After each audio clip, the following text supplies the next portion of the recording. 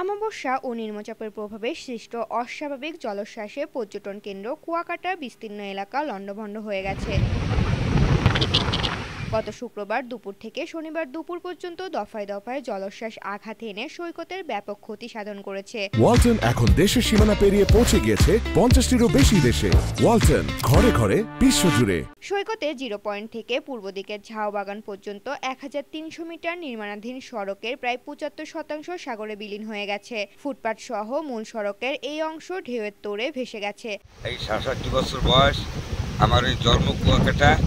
67 বছর বয়সের ভিতরে আমি এই সমুদ্র একদিনে হাঁটিয়াও কিনারে যাইতে পারি নাই। সেই সাগর এখন আমার ঘরের দুয়ার দ্বারে আসছে। কোনো ব্যারিকেড নাই, থাকার মতো কষ্টের কোনো সীমা নাই। এছাড়াও জাতীয় উদ্যান সহ সৈকতের শত শত গাছপালা উপড়ে পড়েছে।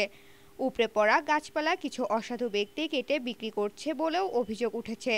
জলোচ্ছ্বাসে ক্ষতিগ্রস্ত ব্যবসায়ী ও স্থানীয়দের দাবির মুখে আজ রবিবার থেকে পানি উন্নয়ন বোর্ড ও কুয়াকাটা পৌরসভার উদ্যোগে সৈকতের পর্যটন পার্ক থেকে জিরো পয়েন্ট পর্যন্ত জিও ব্যাগ স্থাপনের কাজ শুরু হয়েছে।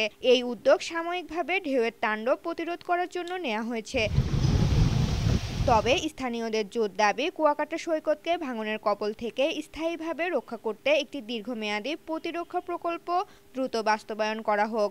অন্যথায় দেশের অন্যতম প্রাকৃতিক সৌন্দর্যমণ্ডিত এই সৈকত সাগরে বিলীন হয়ে যাওয়ার আশঙ্কা করছেন তারা। দেশের পর্যটন শিল্প রক্ষায় দ্রুত কার্যকর পদক্ষেপ গ্রহণের জন্য পর্যটন সংশ্লিষ্ট ব্যবসায়ী ও কলাপাড়া উপজেলাবাসী সরকারের প্রধান উপদেষ্টার সদয় দৃষ্টি আকর্ষণ করেছেন। সরকার সমুদ্র পার একটু পদক্ষেপ সমুদ্র পার যেন একটু পদক্ষেপ নেয় বর্তমান সরকার, আর নাহলে আমরা গরিব লোক বাঁচতে পারবো না। এই বলে আমার কথা শেষ করলাম।